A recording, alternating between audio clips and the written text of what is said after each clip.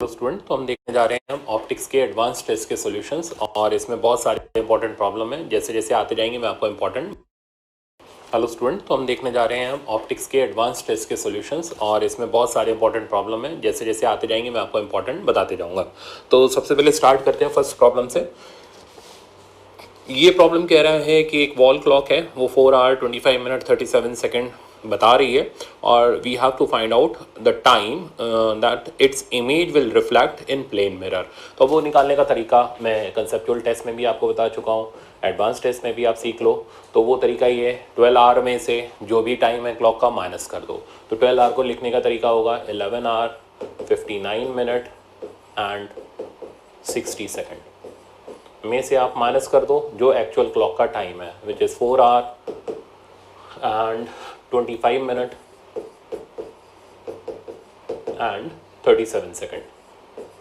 तो इसको आप सब्ट्रैक्ट करोगे, आपको ये टाइम मिल जाएगा 7 आवर 34 मिनट एंड 23 सेकेंड। तो ये मैंने सॉल्व किया हुआ है, तो ये इसका करेक्ट आंसर आ गया। तो ऑप्शन नंबर सी करेक्ट हो गया। नेक्स्ट प्रॉब्लम देखते हैं सेकंड। इसको आप लिखो इंपॉर्टेंट, ये आपका फील्ड ऑफ व्यू का one of the best problem कहलाता है। हर टेस्ट के अंदर एडवांस लेवल के आपको ये देखने को मिलेगा। तो प्रॉब्लम को अच्छी तरह सीख लेना कैसे इसको सॉल्व करते हैं। इसमें बोल रहा है point source has been placed, तो पॉइंट सोर्स को यहाँ पे रखा गया। अब इससे लाइट रिफ्लेक्ट होकर के इस स्क्रीन के ऊपर जाएगी। We have to find out that region जिस पे रिफ्लेक्टेड रेज जा करके मिल रही हैं। तो हमें वो लेंथ फाइंड करनी है स्क्रीन के ऊपर जहाँ पर रिफ्लेक्टेड रेज जा करके इंटरसेप्ट कर रही हैं। तो मेथड देखो, सबसे पहले मिरर के एक एंड पे रे को इंसिडेंट कराया और यहाँ से हमने रे को रिफ्लेक्ट करा दिया, ठीक है ना। तो ये हो गई इसकी इंसिडेंटेड रे, इसको मैं थोड़ा सा साफ बना दूँ। तो ये हो गई इसकी इंसिडेंटेड रे और ये हो गई रिफ्लेक्टेड रे। मान लो ये y1 की पोजीशन पे जाकर के मिलती है। अब आप अच्छी तरह जानते हो incident ray reflected ray normal से जितना एंगल बनाती है वो तो इक्वल होता ही है, एज वेल एज मिरर के सरफेस से जो एंगल बनाएगी वो भी इक्वल होता है। मतलब ये रहा मिरर, तो इस मिरर के सरफेस से ये एंगल और ये एंगल भी इक्वल होगा। तो अब आप एक साइड से tan अल्फा की वैल्यू निकालो परपेंडिकुलर अपॉन बेस यूज करते हुए, दूसरे साइड में इसको यूज करके y1 यानी इस रे की पोजीशन को निकाल लो। तो tan अल्फा की वैल्यू यहां से हो गई h/h, राइट साइड से हो गई y1/3h। तो यहां से y1 की वैल्यू मेरे पास आ गई 3h के इक्वल, ठीक है ना। अब इसी तरीके से हम क्या करने वाले हैं, सेकंड रिफ्लेक्टेड रे लेते हैं। तो ये इंसिडेंट रे रही, ये इसकी रिफ्लेक्टेड रे। अब अगेन ये एंगल बीटा, तो ये वाला एंगल बीटा, ये इक्वल होंगे। तो हम सिमिलरली लेफ्ट साइड से tan बीटा निकाल के राइट साइड में पुट करके ये सेकंड रे की पोजीशन को फाइंड आउट कर लेंगे, ठीक है ना। तो tan beta equals to left side से देखो कितना हुआ, परपेंडिकुलर हो गया h, बेस हो गया आपके पास 2h, राइट साइड से y2/2h। तो y2 की वैल्यू आपके पास आ गई which is equals to 2h। Now length अगर हमें निकालनी है कि कितनी लेंथ के ऊपर रिफ्लेक्टेड रेज जाकर के इंटरसेप्ट कर रही है ये लेंथ, तो this length is equals to y1 minus y2, that means 3h minus 2h, मतलब फाइनल आंसर आ गया h के इक्वल। तो ऑप्शन नंबर बी करेक्ट हो गया। तो इसको इंपॉर्टेंट लिख लेना, प्रॉब्लम को, मेथड को फिर से लगा लेना ताकि ये आपका गलत ना हो प्रॉब्लम। नेक्स्ट प्रॉब्लम पे चलते हैं। नेक्स्ट प्रॉब्लम में आपका प्लेन मिरर में रिलेटिव मोशन का प्रॉब्लम है, ठीक है ना। इसमें ऑब्जेक्ट मूव कर रहा है, मिरर भी मूव कर रहा है, इमेज की वेलोसिटी हमें फाइंड आउट करनी है। मेथड क्या होता है देखो, ये जैसे प्लेन मिरर है, ऑब्जेक्ट अगर मिरर के पैरेलल चलेगा तो इमेज भी मिरर के पैरेलल चलेगी, मतलब पैरेलल वाली वेलोसिटीज एज इट इज होती हैं। बट जो परपेंडिकुलर वाली वेलोसिटी होती है वो मैग्नीट्यूड में तो सेम होती है ऑब्जेक्ट और इमेज की, बट डायरेक्शन में अपोजिट होती है। तो ये जैसे इधर जा रहा है प्लस आई कैप में, तो ये आएगा माइनस आई कैप में। तो हमेशा ध्यान रखना मिरर के नॉर्मल डायरेक्शन में जो ऑब्जेक्ट की वेलोसिटी होती है, इमेज की वेलोसिटी उसके अपोजिट होती है। तो इसी टेक्निक को बोलते हैं हम साइन रिवर्स टेक्निक। अच्छा, ये सब तब ट्रू होता है जब मिरर रेस्ट पर हो। इसका मतलब अगर मिरर मूव कर रहा है तो हमें मिरर को पहले रिलेटिवली रेस्ट पर लाना पड़ेगा। तो पहले मैं डाटा इसका एक जगह पर लिख लेता हूँ। देखो आप सॉल्यूशन प्लेन मिरर की वेलोसिटी हमें दे रखी है। तो velocity of mirror is 4i cap plus 5j cap plus 8k cap and velocity of object is 3i cap plus 4j cap plus 5k cap. तो सबसे पहली स्टेप मिरर मूव कर रहा है तो हम with respect to mirror object की velocity निकालेंगे। तो VOM ये निकालना बहुत आसान है, इसके लिए आप VO माइनस VM कर लो। तो ऊपर की दोनों इक्वेशन को आप सब्ट्रैक्ट कर लो, आपको VOM मिल जाएगा। और ये मैंने किया हुआ है तो मैं डायरेक्ट लिख दे रहा हूँ उसको, minus I cap minus J cap and minus 3k cap. ठीक, अब दूसरी स्टेप, अब आप इमेज की वेलोसिटी लिखो और जो परपेंडिकुलर डायरेक्शन है उसका साइन रिवर्स कर दो। परपेंडिकुलर डायरेक्शन का पता नॉर्मल से चलेगा, तो देखो क्वेश्चन में मेंशन्ड है k कैप इज नॉर्मल, तो k कैप वाली वेलोसिटी का साइन रिवर्स कर देंगे। तो velocity of image with respect to mirror minus I cap minus J cap plus 3k cap, ये हो गया परपेंडिकुलर वाली वेलोसिटी का साइन हमने रिवर्स कर दिया। अब आते हैं हम थर्ड स्टेप पर। थर्ड स्टेप है we have to find out velocity of image with respect to ground. तो रिलेटिव मोशन का फॉर्मूला यूज करो, VIM प्लस VM। VIM मैंने कैलकुलेट कर ही दिया और VM क्वेश्चन में हमें दे ही रखा है। इन दोनों को ऐड करते हैं तो ये आ जाएगा 3I cap plus 4J cap और इधर आ जाएगा 11k कैप। अब आप आंसर मिलाओ, आपको आंसर मिल जाएगा B वाला करेक्ट। तो ये था आपका थर्ड प्रॉब्लम, अच्छा प्रॉब्लम था। अब नेक्स्ट प्रॉब्लम पर चलते हैं। नेक्स्ट प्रॉब्लम है फोर्थ, इसको भी इंपॉर्टेंट लिखो। हर एक टेस्ट के अंदर, अच्छे लेवल के टेस्ट के अंदर आपको ये प्रॉब्लम जरूर मिलेगा। ओरिजिनली ये IIT 2001 का प्रॉब्लम है। अब प्रॉब्लम ये कह रहा है कि ये दो मिरर दे रखे हैं जो आपस में पैरेलल हैं और एक रे ऑफ लाइट इन पे इंसिडेंट होती है 45 डिग्री के एंगल पर। Length of mirror is 1 metre and separation between two mirror is 1 centimetre. तो ये सेपरेशन हमें 1 सेंटीमीटर दे रखा है। अब हमें पता करना है रे कितने रिफ्लेक्शन सफ़र करेगी जब वो फाइनली रे इससे मिरर असेंबली से बाहर निकलेगी। तो मेथड ये है, सबसे पहले आप रे को अंदर लाओ, तो ये रे यहाँ पर आई और इसने x लेंथ कवर करी। इस एक x लेंथ में रे एक बार रिफ्लेक्ट हुई है और अगली बार होने जा रही है, ठीक है ना। तो हम काउंट कर रहे हैं वो रिफ्लेक्शन जितने वो कर चुकी है। टोटल गिनने के लिए हमें ये वाला फाइनली और ऐड करना पड़ेगा, तब रे बाहर जाएगी, ठीक है ना। तो सबसे पहले हम मान लेते हैं कि सबसे पहले हम कैलकुलेट कर लेते हैं x कितना है, और आप राइट एंगल ट्रायंगल से निकाल लोगे। ये 45 है तो दिस इज ऑल्सो 45, तो tan 45 is equals to x by 1 centimetre. तो x की वैल्यू आ गई 1 सेंटीमीटर। तो यानी 1 सेंटीमीटर लेंथ में रे एक बार रिफ्लेक्ट हुई है, ठीक है ना। अब अगली स्टेप, तो लेट अस से दैट रे ने n रिफ्लेक्शन किए हैं, कर चुकी है। तो n be the number of reflection till length L। तो L लेंथ तक रे n बार रिफ्लेक्ट कर चुकी है और एक बार और करना फिर बाहर जाएगी। तो n इंटू एक्स की वैल्यू जो होगी वो L के बराबर होगी। अब डाटा सब्स्टिट्यूट कर दो, x हमने निकाल लिया 1 सेंटीमीटर, L हमें ऑलरेडी नोन है विच इज़ 1 मीटर, तो हम इसको 100 सेंटीमीटर पुट कर देते हैं। तो n की वैल्यू आई 100। तो इतने रिफ्लेक्शन रे कर चुकी है, but since we have to find out total number of reflection, तो टोटल नंबर ऑफ रिफ्लेक्शन हमारे पास आ जाएंगे n+1। दैट मीन्स आंसर हो जाएगा 101, option number D correct. Next problem देखते हैं, फिफ्थ वाला।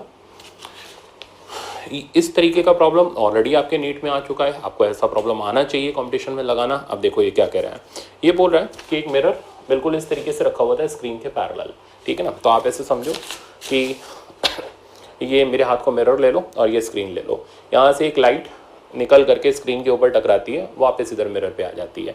अब हम मिरर को थोड़ा सा डिफ्लेक्ट करते हैं तो ऑब्वियसली ये जो रे है ये फिर जाकर के कहीं और टकराएगी, ठीक है ना। तो ये कुछ एंगल पर जाकर के इंसिडेंट होगी। तो सेम प्रोसेस यहाँ पर है। ये कह रहा है अब a lamp and scale arrangement use to measure small deflection. तो एक लैम्प स्केल अरेंजमेंट है जो कि स्मॉल डिफ्लेक्शन मेजर करने के काम में आता है। SS' is a glass scale. तो ये SS' एक ग्लास की स्केल है, placed at a distance 1 metre. यहाँ से यहाँ तक का डिस्टेंस 1 मीटर है। From the plane mirror mm and I is the position of light spot form after reflection. तो I जो है, I यहाँ पर आप इसको ले लो, ये लाइट स्पॉट की पोजिशन है जो रिफ्लेक्शन के बाद बनी है। Okay, the mirror is deflected by 10 degree and comes to the deflected position mm'। तो मिरर अब mm' पर आ गया। मिरर को हमने 10 डिग्री से रोटेट किया, तो बेटा रिफ्लेक्टेड रे कितने से रोटेट करेगी? रिफ्लेक्टेड रे जितने से मिरर रोटेट करते हैं उसके डबल से रोटेट करती है, मतलब ये एंगल हो गया 20 degree. Now we have to find out this displacement. Let us say that this displacement at t, तो अब हम यहाँ लगा दे रहे हैं tan 20 डिग्री की identity which is equals to d/1, तो d की वैल्यू आ गई tan 20 डिग्री। अब क्योंकि 20 डिग्री एक छोटा एंगल है तो हम यहाँ पर अप्रोक्सीमेशन यूज करने जा रहे हैं, tan theta is equals to theta. तो आप देखना, तो d is equals to tan 20 degree is equals to 20 degree. अब डिग्री में तो नहीं हो सकता, ठीक है ना, यहाँ पर भाई एक तो 1 मीटर मल्टीप्लाई में था, उसको मत भूल जाना, यूनिट मीटर में ही आएगा, डिग्री में नहीं आ सकता। तो 1 तो न्यूमेरिकल वैल्यू है, वो तो वही रिजल्ट देगी। तो 20 डिग्री, अब डिग्री को हमें पहले रेडियन में कन्वर्ट करना पड़ेगा, तो 20 into pi by 180, unit radian नहीं, यूनिट फाइनल क्या आ गया, मीटर, क्योंकि वो नीचे से ये 1 मीटर इधर मल्टीप्लाई में गया था, ठीक है ना।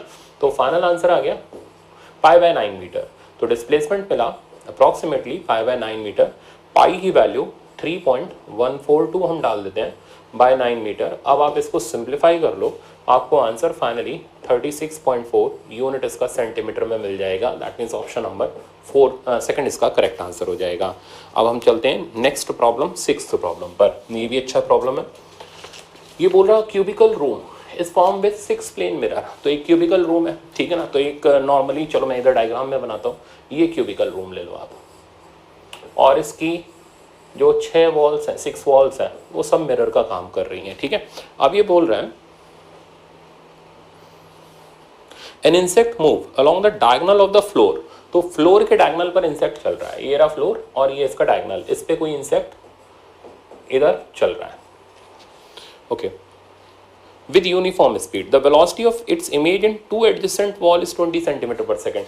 तो सामने वाली दीवार और इधर वाली दीवार में वेलोसिटी 20 सेंटीमीटर पर सेकंड है। तो मैं इसका 2D व्यू दिखाता हूँ आपको। तो ये फ्लोर बनाया हमने, ये इसका डायगोनल है, इंसेक्ट ऐसे चल रहा है, ठीक है ना, और इसकी वेलोसिटी इसमें और एडजेसेंट इसमें हमें दे रखी है 20 सेंटीमीटर पर सेकंड, और इधर भी 20 सेंटीमीटर पर सेकंड, ठीक है ना। Now we have to find out the velocity of image form by the roof. अब रूफ जो होगी, रूफ यानी जो ये पोर्शन है, तो ये जो वेलोसिटी दिखाएगी वो इमेज की टोटल वेलोसिटी होगी, नेट वेलोसिटी होगी। तो इमेज की वेलोसिटी के कंपोनेंट हमारे पास है। तो अगर मैं वेलोसिटी ऑफ इमेज लिखूं तो एक्चुअली में आ गई है 20 i cap plus 20 j cap. अब रूफ जो है वो तो दोनों कंपोनेंट एक साथ शो करेगा, यानी वेलोसिटी ऑफ इमेज का मैग्नीट्यूड शो करेगा, विच विल बी 20√2 यूनिट हो गया इसका मीटर पर सेकंड। यहाँ जो भी इसमें दे रखा है, इसमें दे रखा है सेंटीमीटर पर सेकंड, तो इसका यूनिट आ जाएगा हमारे पास सेंटीमीटर पर सेकंड। ऑप्शन आपका इसमें 20√2 के हिसाब से सी वाला करेक्ट हो जाएगा। नेक्स्ट प्रॉब्लम देखते हैं। 7th प्रॉब्लम का स्टेटमेंट है, when a plane mirror is rotated through an angle theta then the reflected ray turns through an angle 2 theta. तो ये तो सिंपल सी बात है कि अगर हम प्लेन मिरर को जितने एंगल से घुमाएंगे, रिफ्लेक्टेड रे सेम सेंस में उसके डबल एंगल से घूमेगी। तो जैसे सपोज करो ये रहा प्लेन मिरर, ये आ रही है इंसिडेंट रे, और इधर चली गई ये रिफ्लेक्टेड रे, ये नॉर्मल हो गई। अब आपने मिरर को घुमाया थीटा एंगल से, मिरर घूमा तो नॉर्मल भी घूमा, तो रिफ्लेक्ट, अच्छा इंसिडेंट वैसा का वैसे ही है, तो रिफ्लेक्टेड रे जो होगा वो टोटल 2 थीटा के एंगल से टर्न होगा। तो अगर ये एंगल पहले इंसिडेंट और रिफ्लेक्टेड के बीच का अल्फा होगा, तो अब यही एंगल चेंज होकर के अल्फा प्लस 2 थीटा हो जाएगा, ठीक है ना। तो ये इसका सिंपल लैंग्वेज का मतलब है। अब क्वेश्चन क्या कह रहा है, then the size of image. तो इमेज के साइज पे क्या फर्क पड़ेगा। अब कई स्टूडेंट ये सोचेंगे कंसेप्चुअल प्रॉब्लम है ना, डबल हो जाएगा। अरे प्लेन मिरर की बेसिक प्रॉपर्टी जो रहेगी वही रहेगी कि प्लेन मिरर में जितना साइज ऑफ ऑब्जेक्ट होता है उतना हमेशा साइज ऑफ इमेज रहता है, तो उसके ऊपर कोई फर्क नहीं पड़ेगा। तो ऑप्शन है सी, यानी रिमेन्स द सेम। चलते हैं नेक्स्ट प्रॉब्लम पर। 8th वाला प्रॉब्लम ये कह रहा है, what should be the angle between 2 plane mirror so that whatever be the angle of incidence, the incident and reflected ray from the 2 mirror be always parallel to each other। अब पहले इसका मतलब समझो, मतलब 2 मिरर के बीच का हमें angle निकाल के देना है, ठीक है ना। क्यों, सच दैट इंसिडेंट रे आए कितने भी एंगल पर आए कोई फर्क ना पड़े, और जब वापस जाए तो इसके पैरेलल, या फिर ऐसे बोलो एंटी पैरेलल जाए। तो अब इस सिचुएशन में आप चेक करोगे तो डेविएशन की वैल्यू होगी पाई, और डेविएशन का फॉर्मूला आप जानते हो 2 पाई माइनस 2 थीटा। सिंप्लीफाई करते हैं तो 2 थीटा की वैल्यू हो गई पाई और थीटा की वैल्यू हो गई पाई बाई 2। तो ये बात ये इंडिकेट कर रही है कि अगर दो मिरर आपस में परपेंडिकुलर रखे हुए हो तो ऐसे में what ever be the angle of incidence, ठीक है ना, डेविएशन विल ऑलवेज बी पाई, यानी इंसिडेंट रे के एंटी पैरेलल या फिर जनरल लैंग्वेज में बोला जाए पैरेलल रिफ्लेक्टेड रे जाएगी। तो ऑप्शन नंबर हो गया बी करेक्ट। नेक्स्ट प्रॉब्लम देखते हैं, 9th वाला, ये भी आपका कंसेप्चुअल है। ये कह रहा है ray optics is valid when characteristic dimensions are. तो ये एक बेसिक थ्योरी का पॉइंट है। अगर आपके एग्जाम में ऐसा क्वेश्चन आया, आप पहले से पढ़ के नहीं गए हो तो डेफिनेटली गलती करोगे। तो रे ऑप्टिक्स तब वैलिड होती है जब ऑब्जेक्ट के डायमेंशन वेवलेंथ ऑफ लाइट से काफी बड़े हो, ठीक है ना। तो ऑप्शन होगा much larger than the wavelength of light, that means option number D. अगर ऑब्स्टिकल का साइज या फिर ऐसे बोला जाए ऑब्जेक्ट का साइज वेवलेंथ ऑफ लाइट के बराबर होने लग जाएगा तो ऐसे में डिफ्रैक्शन अकर करता है, ठीक है ना। तो डिफ्रैक्शन, आप डिफ्रैक्शन वाले टॉपिक के अंदर देखा होगा, आपने कंसेप्ट समझा होगा कि डिफ्रैक्शन तब अकर करेगा जब वेवलेंथ जो होगी लाइट की वो comparable to size of object हो जाएगी।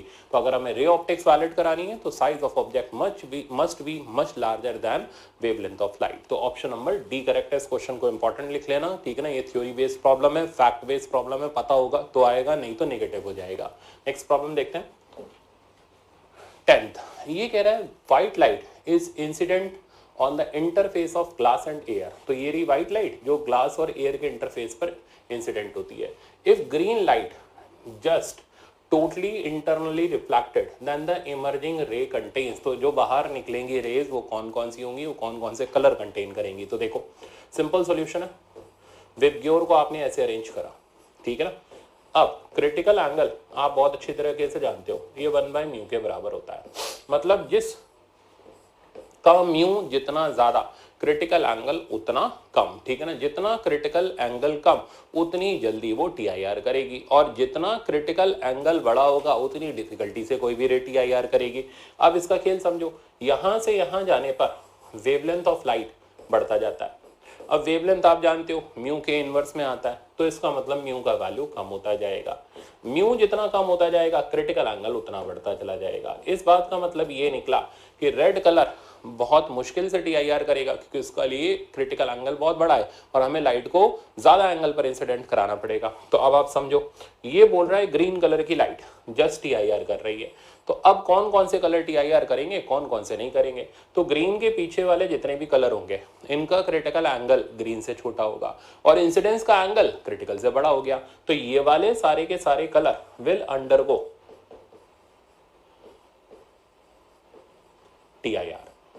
मतलब ये कलर्स आपको बाहर नहीं मिलेंगे, ये कलर सारे के सारे अंदर मिलेंगे। कौन से, जो उससे कम वाले हैं, छोटे क्रिटिकल एंगल वाले। अब येलो, ऑरेंज, रेड, ये तीन कलर जो है इन तीन का क्रिटिकल एंगल बड़ा है, इंसिडेंस का एंगल छोटा है। तो ऐसे में यहाँ ये वाली जो रेज होंगी ये बाहर इमर्ज आउट कर जाएंगी। तो इसके लिए विल अंडरगो इमर्जेंस। तो ये कलर्स इमर्ज होंगे बाहर और ये कलर बाहर इमर्ज नहीं होंगे। तो अब हमें पता करना है then the emerging ray contains. तो इमर्जिंग रे will contain yellow, orange, red, that means option number ए। अगर वो पूछ लेता रिफ्लेक्टेड रे कौन से कलर कंटेन करेगी तो जवाब होता वॉयलेट, इंडिगो, ब्लू। तो इसको भी कॉपी में नोट बना के लिख लो कि अगर कोई कलर जस्ट टीआईआर कर रहा है, ठीक है ना, ये लिख लेना, प्रॉपर्टी बड़ी इंपॉर्टेंट है, नहीं तो वहां कंफ्यूज हो जाओगे, आंसर नहीं मिलेगा। तो अगर कोई कलर जस्ट टीआईआर कर रहा है तो उसके आगे के कलर जो होंगे वो टीआईआर नहीं करेंगे क्योंकि उनका क्रिटिकल एंगल बड़ा हो जाएगा, ठीक है, इंसिडेंस का एंगल छोटा हो जाएगा। बट उससे पहले वाले कलर टीआईआर करते रहेंगे। तो इसको एज इट इज कॉपी में नोट बना करके लिख लो एक लाइन का, और बात के लिए इसको याद रखना। अब नेक्स्ट प्रॉब्लम देखते हैं, 11th कह रहा है when light ray travels from one medium to another. तो ये भी एक थ्योरी बेस्ड प्रॉब्लम है, पर काम का प्रॉब्लम में स्टूडेंट के सबसे ज्यादा नेगेटिव थ्योरी बेस्ड में ही होते हैं। When light travels from one medium to other which the refractive index is different than which of the following will change। so question के कहने का मतलब ये है जब लाइट रे एक मीडियम से दूसरे मीडियम में जाती है कौन कौन सी चीजें चेंज करती हैं। तो जो जो म्यू के ऊपर डिपेंडेंट होगा वो चेंज करेगा। जैसे लैम्डा मीडियम का formula lambda air by mu.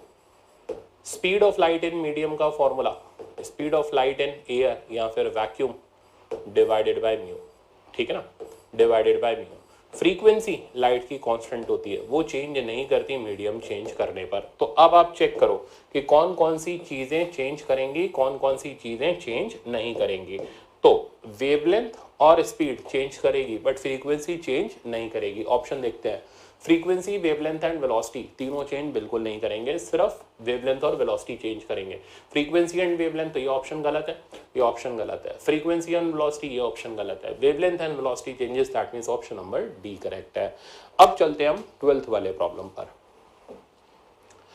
12th वाला प्रॉब्लम कह रहा है how does refractive index mu of a material very with wavelength. तो म्यू का वेरिएशन वेवलेंथ के साथ कैसा होता है, तो इसको बोलते हैं कॉचीज रिलेशन। और ये फॉर्मूला स्ट्रेट फॉरवर्ड पूछा गया और ये होता है a plus b by lambda square, जहां a और b कॉन्स्टेंट्स होते हैं, ठीक है ना, मटेरियल के ऊपर डिपेंड करते हैं। तो ये कॉचीज फॉर्मूला कहलाता है। रिजल्ट आप ध्यान रखना। तो ऑप्शन नंबर ए करेक्ट हो गया। अब देखते हैं हम नेक्स्ट प्रॉब्लम।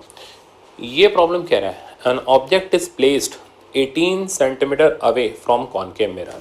तो ये रहा हमारे पास एक कॉनकेव मिरर और इस कॉनकेव मिरर से 18 सेंटीमीटर के डिस्टेंस पर एक ऑब्जेक्ट रखा गया है।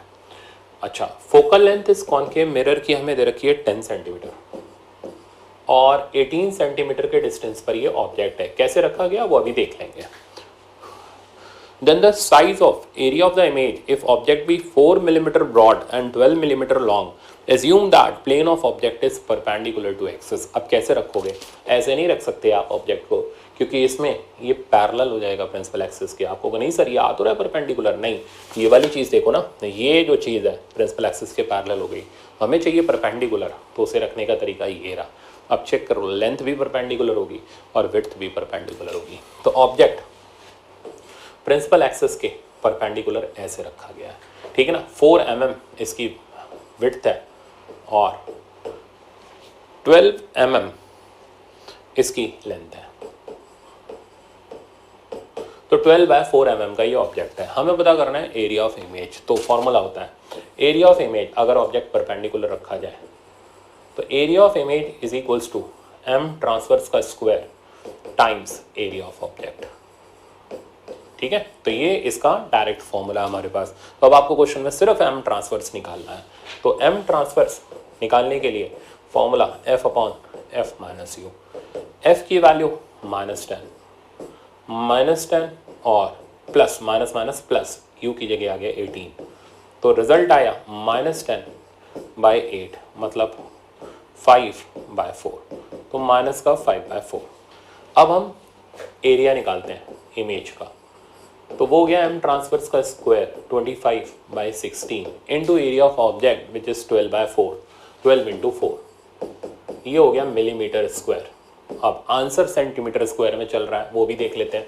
तो 4 तो 75 मिलीमीटर स्क्वायर सेंटीमीटर स्क्वायर में कन्वर्ट करोगे तो 100 से डिवाइड कर लो, 0.75 सेंटीमीटर स्क्वायर। आंसर इस हिसाब से सी वाला करेक्ट हो जाएगा। तो नेक्स्ट है 14th वाला। ये प्रॉब्लम क्या कह रहा है, the critical angle for light going from medium whose wavelength is 4000। तो 4000 वाला मीडियम जो हो गया वो रेयरर हो गया या डेंसर हो गया, पहले आइडेंटिफाई करो।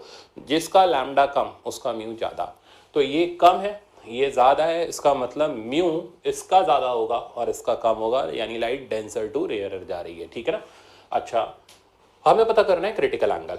तो सबसे पहले दोनों वेवलेंथ का जो रेशियो हो गया वो μ2/μ1 के मतलब म्यू के इनवर्स में आ गया, ठीक है ना। तो λ1/λ2 की वैल्यू हमारे पास ऑलरेडी क्वेश्चन में हो गई 4000/6000, ठीक है ना। ये हो गया हमारे पास μ2/μ1 और यहाँ से हमारे पास ये आ गया 2/3 इक्वल्स टू, अच्छा अब μ2 कौन सा मीडियम हो गया, ऑब्वियसली फिर रेयरर हो गया, और ये कौन सा मीडियम हो गया, डेंसर हो गया। अब हमें क्रिटिकल एंगल निकालना है। तो क्रिटिकल एंगल निकालने के लिए लाइट डेंसर से रेयरर जा रही होगी, μd से μr, और सरफेस पर जब वो क्रिटिकल एंगल पर टकराएगी तो उसका जस्ट TIR होगा, एंगल ऑफ रिफ्रैक्शन 90 डिग्री होगा। अब आप स्नेल्स लॉ यूज करो, तो μd sin IC, वैसे डायरेक्ट भी कर सकते हो, इक्वल्स टू μr और sin 90 हो गया 1। तो sin IC की वैल्यू हो गई μr बाय म्यू डी, और वो हमारे पास ऑलरेडी अवेलेबल है 2/3। यहाँ से क्रिटिकल एंगल की वैल्यू आ गई sine inverse 2/3। That means option number आपका इसमें करेक्ट हो गया डी वाला। तो आई थिंक आराम से समझ आ गया होगा, सिंपल प्रॉब्लम था। अब नेक्स्ट प्रॉब्लम देखते हैं। तो अब देखते हैं बेटा 15th वाला प्रॉब्लम। इस 15th वाले प्रॉब्लम में हमसे बोल रहा है the graph between lateral magnification produced by lens and distance of image v is given by. तो इस प्रॉब्लम के लिए हमें सबसे पहले रिलेशन देखना पड़ेगा कि m और v के बीच का क्या रिलेशन है। तो देखो m का फॉर्मूला होता है लेंस के लिए v/u, पर इसमें u भी है, हमें सिर्फ m वर्सेस v का ग्राफ चाहिए। तो हम यहाँ u को रिप्लेस करेंगे लेंस इक्वेशन से। तो u का फॉर्मूला आप लेंस इक्वेशन आप जानते ही हो 1/f 1/v माइनस 1/u। यहाँ से u की वैल्यू उठाते हैं, ये हो गई vf upon f minus v, और इस इक्वेशन को मैं ऊपर इसमें सब्स्टिट्यूट कर रहा हूँ। देखते हैं क्या आता है। जैसे ही इसमें सब्स्टिट्यूट करेंगे v से v कैंसिल हो जाएगा, m का फॉर्मूला बनेगा f minus v divided by f। Separate करेंगे तो रिजल्ट आ जाएगा -1 अपॉन f v प्लस 1। अब आप ग्राफ आराम से बना सकते हो। m को y एक्सिस पर रखा, -1/f टाइम्स v को हमने एक्स एक्सिस पर रखा +1। तो अब आप देख लो इसका ग्राफ डिक्रीजिंग स्ट्रेट लाइन है, स्लोप इसका -1/f है और y इंटरसेप्ट इसका +1 है। तो ग्राफ का नेचर कुछ ऐसा बनेगा, स्लोप +1 से ग्राफ स्टार्ट होगा और डिक्रीजिंग स्ट्रेट लाइन, और इसका जो स्लोप y इंटरसेप्ट होगा वो तो +1 हो गया, और स्लोप जो हो गया इसका वो हमारा -1/f के बराबर हो गया। तो ऑप्शन देखोगे तो ऑप्शन नंबर सी इसका करेक्ट आंसर है। तो आई थिंक आपको 1 to 15 तक के सारे सॉल्यूशन अच्छी तरह समझ आ गए होंगे, आपके डाउट क्लियर हो गए होंगे। जो इसमें से मैंने इंपॉर्टेंट बताए उन प्रॉब्लम को जरूर अलग से कर लेना। Thank you so much. 16 से लेकर के 30 तक के प्रॉब्लम, इसमें भी जितने इंपॉर्टेंट डिफिकल्ट मज़ेदार प्रॉब्लम है मैं आपको टिक कराते जाऊंगा, आप उसको अलग से कॉपी में ज़रूर नोट डाउन कर लेना। शुरू कर रहे हैं 16 से। ये बेसिक कंसेप्चुअल काफ़ी इंपॉर्टेंट प्रॉब्लम है, टिपिकल नहीं है, बस थ्योरी बेस्ड है। अब कहानी ऐसी है, ये वी ग्राफ दे रखा है मिरर के लिए और ये लाइन 45 डिग्री की है। अब tan 45 1 होता है, इस बात का मतलब ये निकला कि अगर हम यहाँ पर एक ट्रायंगल बनाए, इसको v ले लेते हैं, इसको u ले लें, तो tan 45 जो कि हो गया v/u के बराबर, ये इंडिकेट कर रहा है कि इस लाइन के ऊपर जो ये p पॉइंट है इसके लिए v और u बराबर होंगे। अब आप बताओ कब मिरर में, कॉनकेव मिरर में v और u बराबर होते हैं? जब ऑब्जेक्ट 2f पर रखा हो, सेंटर पर रखा हो, इमेज भी 2f पर बने। तो इसका मतलब ये हो गया 2f के बराबर। अच्छा, अब ये बोल रहा है कि पॉइंट p के ऊपर अगर हम जाएं, यानी इस रीजन में जाएं, तो क्या होगा? सबसे पहले p पर क्या है? p पर v की वैल्यू भी 2f है, u की वैल्यू भी 2f है। इधर जाने पर v बढ़ रहा है, यानी इस रीजन में v ग्रेटर दैन 2f हो गया, यानी इमेज जो बन रही है बियॉन्ड सेंटर बन रही है। अगर v 2f से ज़्यादा है तो ऑब्जेक्ट को ऑब्वियसली फिर सेंटर से फोकस के बीच में ही होगा। इस रीजन में आप देखोगे तो v की वैल्यू लेस देन 2f है, तो ऑब्जेक्ट कहाँ होगा? बियॉन्ड सेंटर होगा। खैर, हमसे पूछा गया इसके ऊपर के रीजन में, तो इसके ऊपर के रीजन में v is greater than 2f, that means option number C correct. Similarly अब आ जाओ आप 17 प्रॉब्लम पर। ये प्रॉब्लम भी बेसिक थ्योरी बेस्ड प्रॉब्लम है। वी यू ग्राफ, ठीक है ना, जब ऑब्जेक्ट को हम 0 से इन्फिनिटी के बीच में मूव कराते हैं तो क्या होता है? अच्छा, जैसे मान लो ये रहा हमारा कॉनकेव मिरर। अब आप ऑब्जेक्ट को 0 ये हो गया, इन्फिनिटी इधर की तरफ हो गया, यहाँ से यहाँ की तरफ मूव करा, तो 0 से f के बीच में तो इमेज वर्चुअल रहती है। जब ऑब्जेक्ट 0 से f जाएगा तो इमेज 0 से इन्फिनिटी की तरफ जाएगी। अगर ये प्लस इन्फिनिटी ले रहे हैं तो फिर इधर वाला माइनस लेना पड़ेगा, वो ऑब्वियस सी बात है। तो ये भी एक स्टैंडर्ड ग्राफ में से एक है। तो अगर आप इसका ग्राफ देखोगे, ये हो नहीं सकता, ये हो नहीं सकता, एक ही ग्राफ पॉसिबल है, वो है ए वाला, ठीक है ना। तो ये बेसिक थ्योरेटिकल कंसेप्ट है। अब हम चलते हैं प्रॉब्लम नंबर 18 पर। 18 प्रॉब्लम कह रहा है an air bubble in glass slab when viewed from one side. तो ये भी एक स्टैंडर्ड प्रॉब्लम है कि एक ग्लास स्लैब के अंदर छोटा सा एयर बबल है। तो डायग्राम लेते हैं पहले इसका। ये एक ठीक ठाक सा न्यूमेरिकल है, ऐसा नीट में आपके आ चुका है, इसलिए मैंने इसको यहाँ पर रखा है। तो इसका म्यू दे रखा है हमें 1.5। तो ये एयर बबल ले लो, यहाँ से इसका डिस्टेंस x1 ले लो, यहाँ से इसका डिस्टेंस x2 ले लो। अब क्वेश्चन क्या कह रहा है? कह रहा है one viewed from one side. तो जब हम इसे यहाँ से देखेंगे तो अब ये यहाँ तो दिखाई नहीं देगा, ये सरफेस के थोड़ा पास दिखाई देगा, हमें अपरेंट डेप्थ दिखाई देगी इसकी। तो हमें इमेज की पोजीशन दिखाई देगी, वो ये कह रहा है 6 सेंटीमीटर पर है। तो पोजीशन ऑफ इमेज यानी apparent depth is equals to real depth by mu हो गई। तो यहाँ से हमारे पास x1 आ गया 6 म्यू, यूनिट ध्यान रखना सेंटीमीटर है। दूसरी तरफ से देखने पर, इधर से देखने पर जो इसकी इमेज दिखाई दे रही है वो 4 सेंटीमीटर पर दिखाई दे रही है। तो 4 centimetre equals to x2 by mu. तो x2 की वैल्यू आ गई 4 mu. Now what we have to do, we have to find out thickness of glass slab. तो वो तो आप सामने देख ही रहे हो, x1 प्लस x2 के बराबर है। तो थिकनेस ऑफ ग्लास स्लैब हो गई x1 प्लस x2 के बराबर। तो 6 mu plus 4 mu that means 10 mu.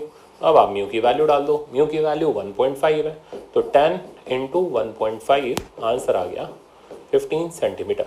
तो thickness of glass slab is 15 centimetre, that means option number C is correct. अब चलते हैं 19th पर। 19th आपका TIR का प्रॉब्लम है, ठीक ठाक सा है, ज़्यादा मुश्किल नहीं है, ऐसा मैंने कई बार आपको पहले भी कराया हुआ है। तो अब ये प्रॉब्लम कह रहा है find the value of theta. तो लास्ट में हमें देख सकते हो आप, find the value of theta such that इस सरफेस पर रे TIR करती रहे। तो चलो ढूंढते हैं इसका रिजल्ट कैसे करके निकाला जाए। तो देखो जरा, ये μ2 है और बाहर का सराउंडिंग मीडियम μ1 है। मैं इसका डायग्राम फिर से ले रहा हूँ। रे यहाँ पर थीटा एंगल पर टकरा रही है, इन मीडियम μ1, यहां से अंदर गई, इस जगह पर टकराई और हम चाहते हैं बाहर ना जाए, तो सरफेस के लॉन्ग ग्रेस करा दी। तो ये एंगल हो गया बेटा क्रिटिकल। तो ये हो गया 90 माइनस क्रिटिकल यानी 90 माइनस IC। अंदर का रिफ्रैक्टिव इंडेक्स है μ2, बाहर का है μ1। सबसे पहले क्रिटिकल एंगल निकालते हैं। तरीका एक ही है, स्नेल्स लॉ। तो आप सबसे पहले क्रिटिकल एंगल फाइंड आउट करो, ठीक है ना। तो इस सरफेस पर हम स्नेल्स लॉ लगा रहे हैं। तो μ2 साइन IC इक्वल्स टू μ1। तो साइन IC की वैल्यू आ गई μ1 बाई μ2। तुरंत राइट एंगल ट्रायंगल बनाओ ताकि अगर हमें कॉस की tan IC की जरूरत पड़े तो हम उसको लिख सकें। तो ये हो गया IC, ये हो गया μ1, this is μ2, this is root under μ2 square minus μ1 square, ठीक है ना। तो मेरे पास IC को लेकर के पूरा ट्रायंगल फॉर्म हो गया। अब आप IC जानते हो, अब आप फर्स्ट सरफेस पर स्नेल्स लॉ यूज करो। तो μ1 sine theta equals to μ2 sine 90 minus IC। यहां से साइन थीटा की वैल्यू ले लो, μ2 बाय μ1 टाइम्स कॉस IC, और कॉस IC हम यहां से पुट कर देंगे बेस अपॉन हाइपोटेन्यूज। तो रिजल्ट हो जाएगा under root μ2 square minus μ1 square by में μ2 कैंसिल हो गया और साइन थीटा की वैल्यू आ गई। इसको भी चाहिए तो अंदर ले जाओ। तो μ2 बाय μ1 का होल स्क्वायर माइनस 1। अब आप ऑप्शन चेक करोगे तो आंसर नंबर डी करेक्ट हो जाएगा। नेक्स्ट प्रॉब्लम देखते हैं। नेक्स्ट प्रॉब्लम की लेंथ बड़ी है बट प्रॉब्लम छोटा सा है, एक लाइन में खत्म हो जाएगा। ये बोल रहा है mark is made on the bottom of the vessel. तो एक वेसल है, ये रही वेसल, और इसके बॉटम पर एक मार्क कुछ लगा दिया गया, निशान सा। तो let's say that this is the mark M at the bottom of the vessel. अब क्या बोल रहा है, a glass slab of thickness 3.5 centimetre and refractive index 7/4 is placed.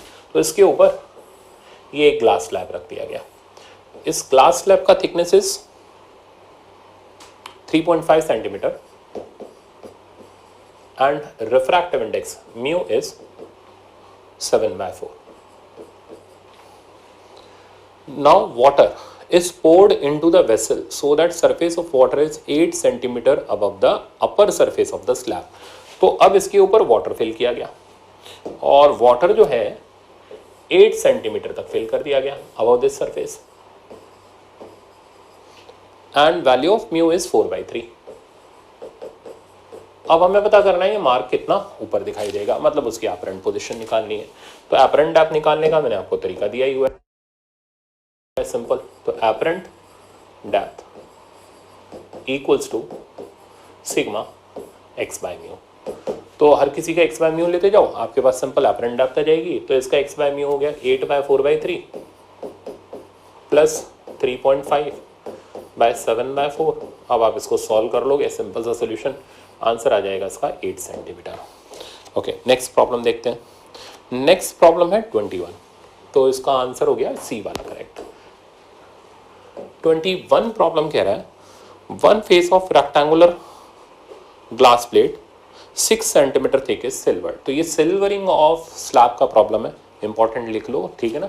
और इसको करने का ट्रिक देखो, तो सिल्वरिंग ऑफ ग्लास स्लैब, तो मेरे पास ये ग्लास स्लैब है जिसका थिकनेस 6 सेंटीमीटर है और एक सरफेस को सिल्वर कर दिया। और luminous point object is held 8 centimetre in front of front face. तो फ्रंट फेस के 8 सेंटीमीटर यानी इधर एक ल्यूमिनस ऑब्जेक्ट यानी लाइट वाला ऑब्जेक्ट 8 सेंटीमीटर पर रखा गया। Forms an image 12 centimetre behind the silvered face. Silvered face से 12 सेंटीमीटर पीछे इसकी इमेज बनती है। ओके, अब रिफ्रैक्टिव इंडेक्स ऑफ ग्लास निकालना है, हमें म्यू निकालना है। तो मेथड क्या है, ग्लास स्लैब में जो सिल्वरिंग करी है इसकी प्रॉपर्टी यूज करो। भाई ये है तो प्लेन मिरर, तो जो चीज सामने है उसको उठा करके पीछे एज इट इज बना देगा। तो मेरा कंसेप्ट ये है कि सिल्वरिंग वाली पोर्शन को खत्म कर दो और जैसा सामने है बिल्कुल वैसा ही पोर्शन पीछे ड्रॉ कर दो। तो ये इस तरीके से आ गया, ऑब्जेक्ट ये रहा। अब हमें ये भूल जाओ इसको, इमेज को, ऑब्जेक्ट ये रहा।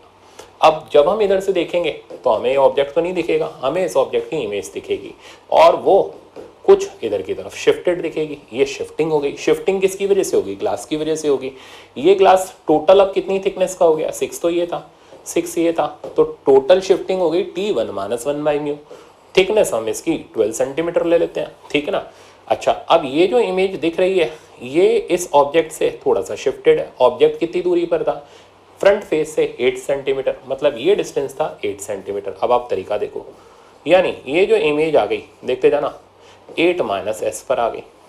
मैं इसको थोड़ा और क्लियर लिखूं तो इस इमेज का पोजीशन यहाँ से यहाँ तक का ये पोजीशन हमारे पास हो गया 8 - s, ठीक है ना, ये डिस्टेंस। ओके, अब हमें क्वेश्चन में दे रखा है सिल्वर्ड पोर्शन से ये 12 सेंटीमीटर पर है, तो ये था सिल्वर्ड पोर्शन, तो यहाँ से ये डिस्टेंस 12 होना चाहिए, यानी 6 + 8 - s की वैल्यू 12 होनी चाहिए।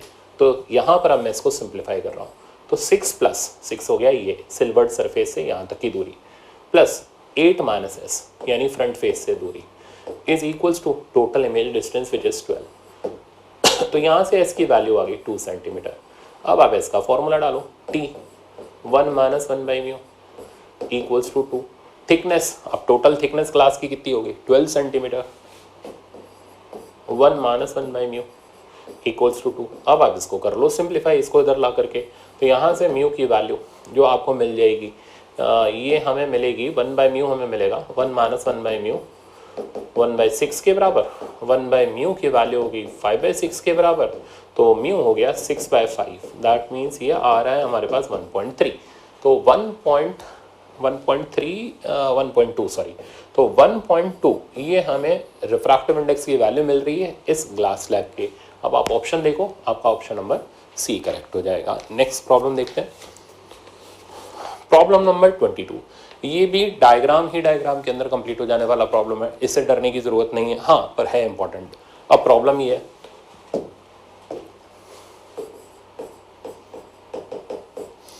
प्रॉब्लम ये कह रहा है a concave mirror of radius of curvature 60 centimetre, तो रेडियस है 60, तो फोकल लेंथ हो गई 30, is placed at the bottom of the tank containing water. तो एक टैंक है जिसमें वाटर कंटेन्ड है, तो मैं यहां पर इसका डायग्राम ले रहा हूं, अब ध्यान से देखना।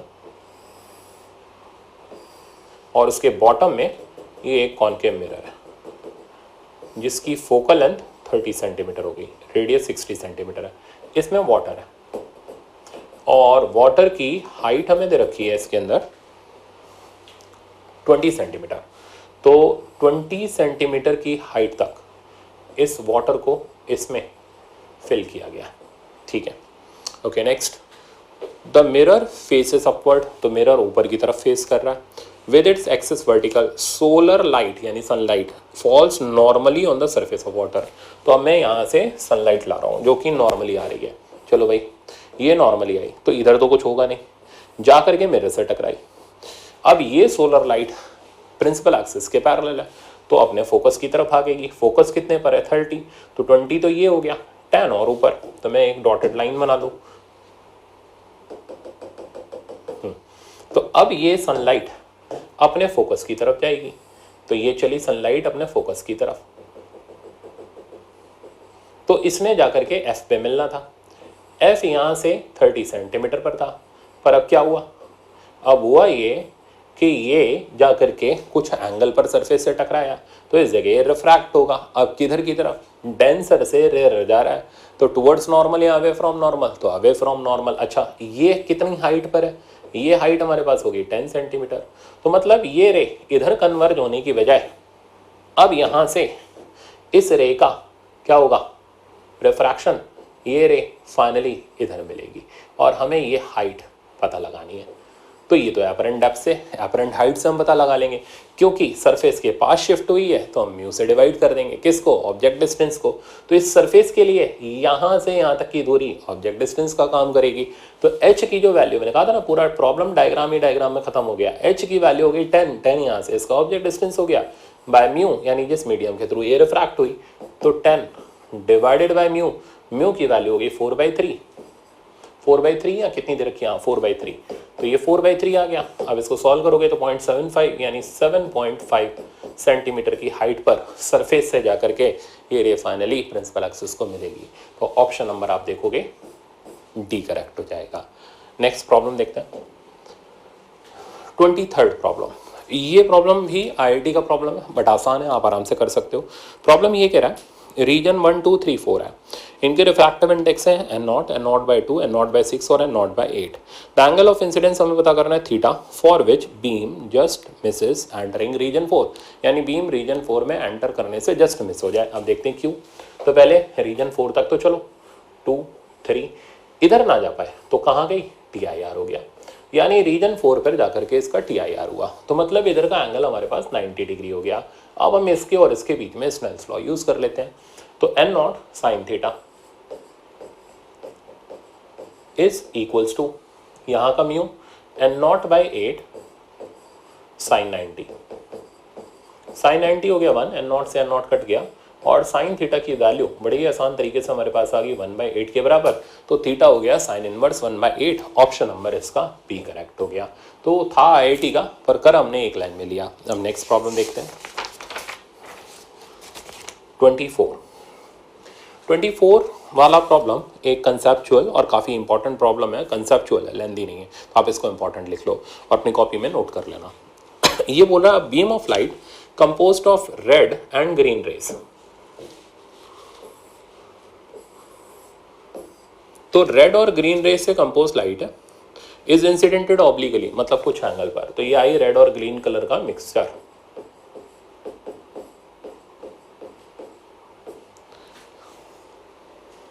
Eight a point on the face of rectangular glass slab, तो ग्लास स्लैब के ऊपर इंसिडेंट होती है। When coming out opposite to the parallel face, coming out on the opposite parallel face, तो the parallel face opposite parallel face से बाहर निकलेगी तो क्या होगा। देखो अब रेड और ग्रीन कलर की लाइट है, अलग अलग कलर के लिए म्यू अलग अलग होगा, ठीक है ना। तो और इसके अंदर रिफ्रैक्टेड रे की स्पीड अलग अलग हो जाएगी, स्पीड अलग होगी तो डेविएशन का एंगल अलग अलग होगा। जितना लैम्डा ज़्यादा होगा उतना म्यू का वैल्यू कम होता चला जाएगा, ठीक है ना। और आप यहाँ से भी चेक कर सकते हो, भाई स्नेल्स लॉ से चेक कर लो ना, sine i by sine r, या फिर ऐसे बोलो sine theta inversely proportional to mu. तो जितना लैम्डा ज़्यादा उतना म्यू कम, जितना म्यू कम उतना साइन थीटा का वैल्यू आपका ज़्यादा मिलेगा। तो मैं यहाँ पर लिख देता हूँ, तो sine theta inversely proportional to mu directly proportional to lambda, ठीक है ना। तो जिस कलर की वेवलेंथ जितनी ज़्यादा होगी उसके लिए थीटा यानी एंगल बिटवीन रे एंड नॉर्मल उतना ज़्यादा होगा।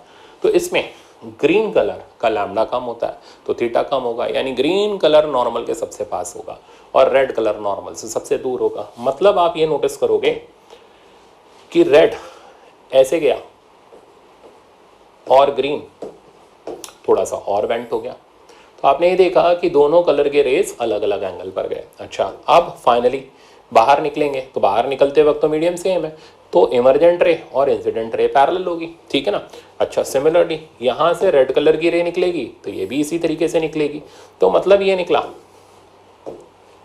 कि यहाँ पर दो पैरेलल रेज निकलेंगी, ये दो पैरेलल रेज होंगी, इनका इंसिडेंस का एंगल और इमरजेंस का जो यहाँ पर एंगल रहेगा ना वो बराबर मिलेगा आपको, बट अलग अलग पॉइंट पर निकलेंगी, ठीक। तो अब आप ऑप्शन ढूंढो। तो 2 पॉइंट प्रोपोगेटिंग इन 2 डिफरेंट पैरेलल डायरेक्शन, तो 2 पॉइंट पर मिलेंगी और 2 पैरेलल डायरेक्शन में यहाँ से जाती हुई मिलेंगी। दैट मीन्स ऑप्शन नंबर 20 का करेक्ट आंसर है। अब चलते हैं हम 25 पर।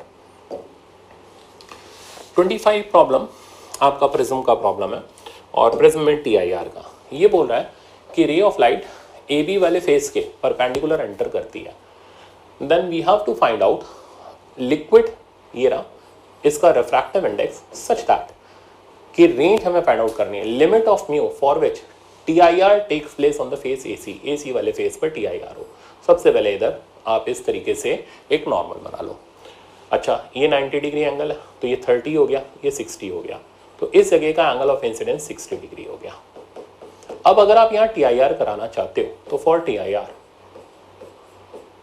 Angle of incidence must be greater than critical angle. ध्यान से देखना, कितना angle of incidence 60 degree must be greater than critical. दोनों तरफ साइन साइन लगा लो, तो sine 60 degree must be greater than sine IC। अब साइन IC आप इसमें स्लॉस निकालोगे तो रेयरर बाय डेंसर हो जाएगा, तो मैं इसको यहाँ पुट कर रहा हूँ। तो sine 60 degree must be greater than, rarer हो गया म्यू और डेंसर हो गया अंदर का। कितना रिफ्रैक्टिव इंडेक्स दे रखा है आपको 3/2। अब साइन 60 का वैल्यू डाल दो which is √3/2 is greater than 2μ/3। Simplify करो तो mu is less than 3√3 divided by 4। तो म्यू की वैल्यू की रेंज हमें मिल गई कि म्यू इससे कम होगा तो TIR होगा, नहीं तो नहीं होगा। ऑप्शन नंबर बी करेक्ट हो गया। अब चलते हैं हम 26 पर। यह आपका बेसिक TIR का ग्राफ का प्रॉब्लम है। अब TIR का ग्राफ कैसा होता है, देखो, जब रे डेंसर से रेयरर मीडियम में जाती है और उसका angle of incidence critical angle से, जब तक एंगल ऑफ इंसिडेंस की वैल्यू क्रिटिकल एंगल से छोटी रहती है तब तक तो रे बाहर डेविएट होती है और ग्राफ डेविएशन का कर्व्ड रहता है। कुछ ओरिजिन से इस तरीके से स्टार्ट होता है, जैसे TIR पे पहुंचता है उसके बाद लाइट अंदर रिफ्लेक्ट होना शुरू हो जाती है, डेविएशन 180 - 2i हो जाता है, यानी ग्राफ स्ट्रेट लाइन हो जाता है, डिक्रीजिंग स्ट्रेट लाइन, इस तरीके से कुछ, ठीक है ना। तो आप इसका ग्राफ स्टैंडर्ड ग्राफ है चाहिए तो याद रख लो, तो TIR में पहले कर्व्ड ग्राफ होता है, बाद में स्ट्रेट लाइन ग्राफ होता है। ऑप्शन नंबर ए करेक्ट हो गया। ये थ्योरेटिकल प्रॉब्लम था। अब आते हैं हम 27 पर। ये एक आसान न्यूमेरिकल है, आप इजीली खत्म कर सकते हो। प्रॉब्लम ये कह रहा है a point object O is placed in front of glass rod, कुछ इस तरीके से। इस ग्लास रॉड का आपको रेडियस दे रखा है कितना, 30 सेंटीमीटर। हमें फाइंड आउट करना इमेज की पोजीशन, तो बहुत सिंपल है, फॉर्मूला लगा लो μ2/v, यहाँ IOS लगा लो, बात एक ही है, minus μ1/u equals to μ2 minus μ1/r। μ2 हो गया ग्लास का रिफ्रैक्टिव इंडेक्स, वो हमें क्वेश्चन में दे रखा है नहीं, हम अपनी तरफ से ले रहे हैं 3/2। μ1 हो गया एयर का विच इज इक्वल्स टू 1, तो μ2 की जगह आ गया 3/2, v हमें निकालना है, माइनस μ1 की जगह आ गया 1 और u की जगह आ गया -15 इक्वल्स टू 3/2 - 1/r। रेडियस इसका 30 प्लस का। अब आप इसको इजीली सॉल्व कर लोगे, आपको v की वैल्यू मिल जाएगी -30 सेंटीमीटर। तो यानी इमेज जो बनेगी यहाँ से लेफ्ट हैंड साइड पर 30 सेंटीमीटर पर बनेगी। That means option number A correct हो जाएगा। तो ये एक आसान फॉर्मूला बेस्ड प्रॉब्लम था। नेक्स्ट प्रॉब्लम, ये भी फॉर्मूला बेस्ड है। ये बोल रहा है 28th वाला problem, for a prism its refractive index is cot A/2। तो प्रिज्म के लिए रिफ्रैक्टिव इंडेक्स की वैल्यू cot A/2 दे रखी है।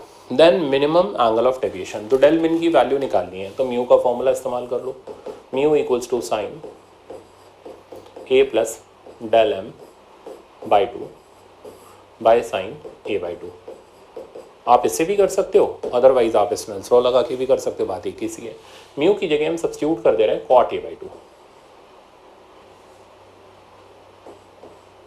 cot A/2 को आप ब्रेक करोगे तो ये बन जाएगा cos by sine, sine sine नीचे से कैंसिल हो जाएगा, ऊपर बचेगा cos a by 2 equals to sin a plus delta m by 2। तो cos a by 2 को लिख देते हैं हम 90 minus theta, cos 90 sin 90 minus theta, वो क्या होता है cos थीटा होता है। तो साइन साइन तो कटेगा और यहाँ पर बचेगा 90 minus a by 2 equals to a plus del m by 2। तो मैं इसे a by 2 del m by 2 लिख ले रहा हूँ। इधर से हम डेल m की वैल्यू कैलकुलेट कर लेंगे, तो इसको उधर ले जाके सिंप्लीफाई कर लो, तो ये बन जाएगी 180 माइनस 2a। तो मिनिमम डेविएशन की वैल्यू हमारे पास आ गई 180 minus 2a। Option number B correct हो गया। नेक्स्ट प्रॉब्लम देखते हैं। 29th भी बहुत आसान प्रॉब्लम है, ये भी आपके नीट में आ चुका है 2013 के आसपास। ये कह रहा है एक फेस को सिल्वर कर दिया गया, तो म्यू की वैल्यू बता दो। रे इंसिडेंट हो रही है 45 डिग्री पर, अंदर जाकर रिफ्रैक्ट हो रही है 30 डिग्री पर, और फिर जहाँ सिल्वर किया गया है वहाँ से ये अपने पाथ को रिट्रेस कर ले रही है। ठीक है ना, तो बहुत ईजी है, स्नेल्स लॉ से डायरेक्ट खत्म हो जाएगा। यहाँ एयर है तो आप स्नेल्स लॉ लगाओ, तो स्नेल्स लॉ लगाओगे तो 1 sin 45 equals to mu sin 30। sin 45 हो गया 1/√2, म्यू sin 30 हो गया 1/2। यहाँ से म्यू की वैल्यू आ गई आपके पास √2। तो ऑप्शन नंबर आप देखोगे √2 के हिसाब से ए करेक्ट हो जाएगा। तो कुछ प्रॉब्लम मुश्किल, कुछ प्रॉब्लम आसान है, ठीक है ना, इसलिए मिक्स्ड प्रॉब्लम रहते हैं, ये नहीं सारे प्रॉब्लम ही कठिन डाल दिए तो फिर आप सॉल्व ही नहीं कर पाओगे। मैंने बोला था शुरू का सेक्शन मैंने अच्छा रखा था इसमें। ओके, नेक्स्ट प्रॉब्लम पर आते हैं, प्रॉब्लम नंबर 30। ये भी प्रिज्म का प्रॉब्लम है और ये प्रॉब्लम कह रहा है a prism of refractive index √2 and refracting angle A produces minimum deviation of a ray on one face at an angle of incidence 45 degree. तो पहले इतने से डायग्राम बना लेते हैं। तो ये रहा प्रिज्म जिसका रिफ्रैक्टिंग एंगल ए दे रखा है, म्यू की वैल्यू √2 दे रखी है, रे इस पे 45 डिग्री के एंगल पर इंसिडेंस होती है। The value of A delta m r respectively, हमें एंगल ऑफ प्रिज्म और डेल्टा एम की वैल्यू निकालनी है। तो पहले रे को इधर से बाहर भगाओ। अच्छा, ये हो गया एंगल आर, ये भी हो गया आर। मैंने दोनों को एक जैसा इसलिए लिखा क्योंकि मिनिमम डेविएशन में R1 R2 बराबर होते हैं। स्नेल्स लॉ लगाओ, आर की वैल्यू आ जाएगी, तो sin 45 equals to √2 sin r। यहाँ से आर की वैल्यू हमें मिल गई 30 डिग्री, तो हमें मिल गया आर विच इज़ 30 डिग्री। अब ए जो होता है R1 + R2 मतलब 2r के बराबर हो गया, तो ए की वैल्यू हो गई 2r, दैट मीन्स 60 डिग्री के इक्वल। तो एंगल ऑफ प्रिज्म हमारे पास 60 डिग्री आ गया। अब हमें डेलमिन निकालना है, तो डेलमिन का फॉर्मूला होता है 2i माइनस ए। 2i करोगे तो वो हो जाएगा 90, माइनस ए की जगह आ जाएगा 60, आंसर आ जाएगा 30। तो मिनिमम डेविएशन की वैल्यू आ गई 30 डिग्री और एंगल ऑफ प्रिज्म की वैल्यू आ गई 60 डिग्री। तो 60 और 30 that means option number C correct हो गया। तो ये थे आपके 16 से 30 तक के सॉल्यूशन। अब नेक्स्ट आप देखना 31 से 45। Thank you so much.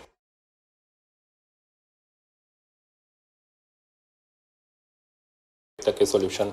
तो प्रॉब्लम नंबर 31 ये कह रहा है अ हॉरिजॉन्टल रे of light passes through a prism of index refractive index 1.5। तो इस प्रिज्म का रिफ्रैक्टिव इंडेक्स हमें म्यू 1.5 दे रखा है एंड एपेक्स एंगल मतलब एंगल ऑफ प्रिज्म की वैल्यू हमें दे रखी है 4 डिग्री। तो साफ पता चल रहा है थिन प्रिज्म है। And then strikes a vertical mirror, तो ये रे यहाँ से गई और मिरर पे टकराई। तो पहले हम इसका डेविएशन निकाल लेते हैं। तो ये इसका डेविएशन हो गया। तो डेविएशन ऑफ थिन प्रिज्म का फॉर्मूला ए म्यू -1 यूज़ किया, ए हो गया 4 डिग्री, म्यू -1 यानी 1.5 -1 मतलब 0.5, आंसर आ गया 2 डिग्री। तो मतलब रे जब प्रिज्म से इमर्ज होके बाहर निकली तो वो 2 डिग्री से डेविएट हो चुकी थी। तो ये डेविएशन हो गया 2 डिग्री। यही डेविएशन मिरर के लिए इंसिडेंस का एंगल बन गया और इतने ही एंगल पर तकरीबन ये रिफ्लेक्ट हो गई। ठीक है ना, तो एक डेविएशन से तीनों चीज़ें मिल गई। अब करना क्या है, through what angle mirror must be rotated if reflected ray is to be horizontal. तो हम इस रे को जो इधर जा रही है ऐसे हॉरिजॉन्टल लाना चाहते हैं। तो अगर आप रे को हॉरिजॉन्टल लाना चाहते हो तो रिफ्लेक्टेड रे को 2 डिग्री से घुमाना पड़ेगा। जितने डिग्री से रिफ्लेक्टेड रे घूमेगी उसके हाफ से मिरर घूमेगा। तो in order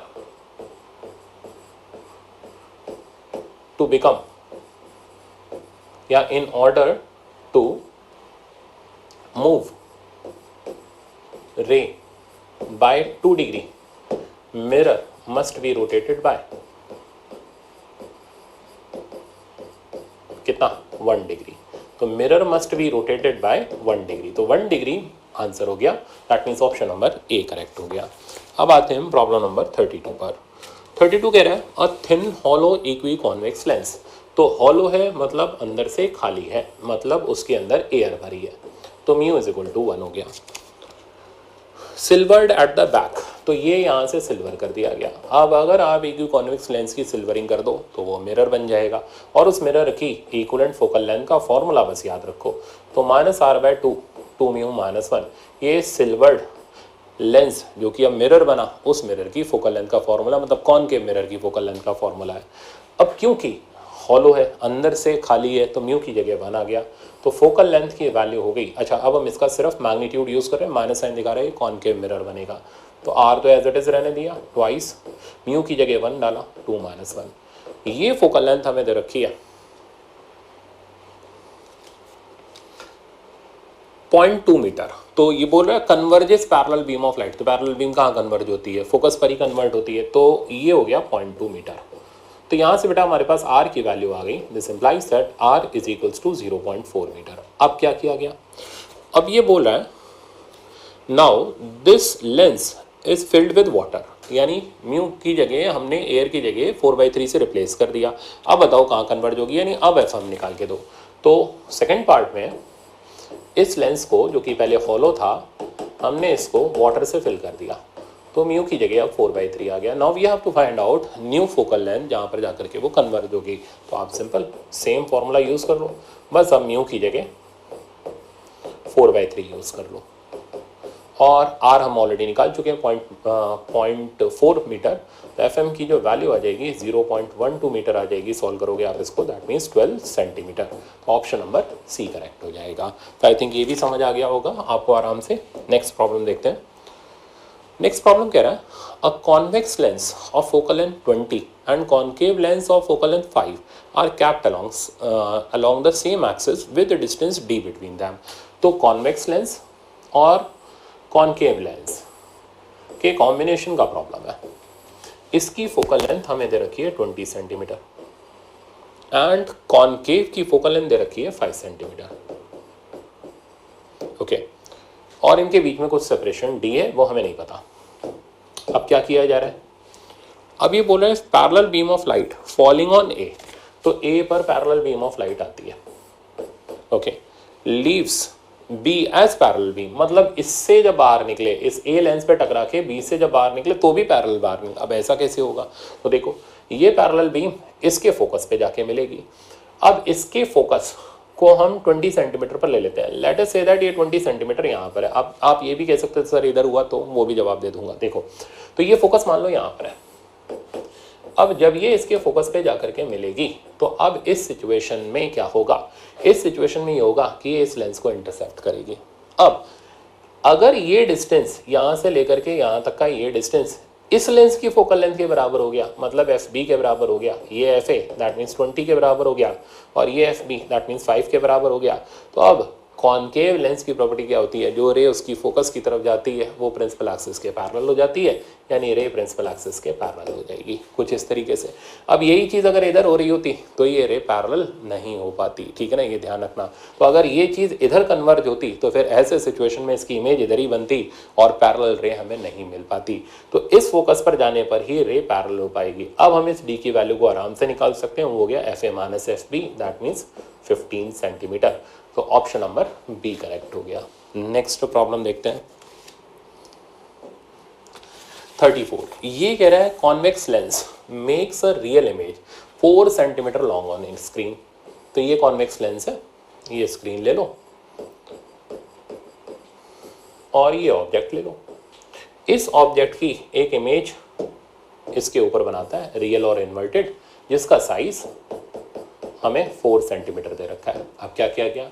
When the lens is shifted to new position without disturbing object or the screen, तो ऑब्जेक्ट और स्क्रीन को डिस्टर्ब नहीं किया गया। तो मैं एक मिनट डायग्राम को वापस से रीड्रॉ करूं, तो that means object as it is, screen as it is, सिर्फ लेंस की पोजिशन को चेंज किया गया, लेंस को डिस्प्लेस किया गया। तो तो फिर ये कहता है image is formed on same screen but it is 9 centimetre long. तो ये एक्सपेरिमेंट कहलाता है लेंस डिस्प्लेसमेंट मेथड। तो जब हम लेंस को थोड़ा सा डिस्प्लेस करें और इमेज वापस से स्क्रीन पर बने तो this method is lens displacement method.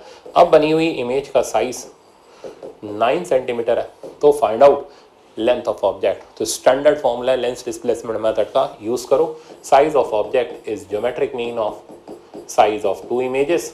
तो यहां से हमारे पास अंडर रूट 9 और 4 36, दैट मीन्स 6 सेंटीमीटर आ गया। तो ऑब्जेक्ट का साइज हो गया 6 centimetre, that means option number B correct. तो इस मेथड को ध्यान रखना, इंपॉर्टेंट सवाल था। फॉर्मूला ध्यान रखना, फॉर्मूला पता है तो आप सवाल कर लोगे वरना अटक जाओगे। नेक्स्ट प्रॉब्लम देखते हैं। नेक्स्ट प्रॉब्लम है फिर से लेंस डिस्प्लेसमेंट मेथड का, ठीक है ना। अब इस एक्सपेरिमेंट, ये स्टैंडर्ड फॉर्मूला भी, इसमें कोई डिराइव नहीं करना। आप कोई सी भी बुक फॉलो कर रहे हो उसके अंदर लेंस डिस्प्लेसमेंट मेथड दे रखा है, मैंने लेक्चर्स में भी पढ़ा रखा है आपको, आप कहीं से भी देख सकते हो। सब स्टैंडर्ड फॉर्मूले एज इट इज लगते हैं, पढ़ो।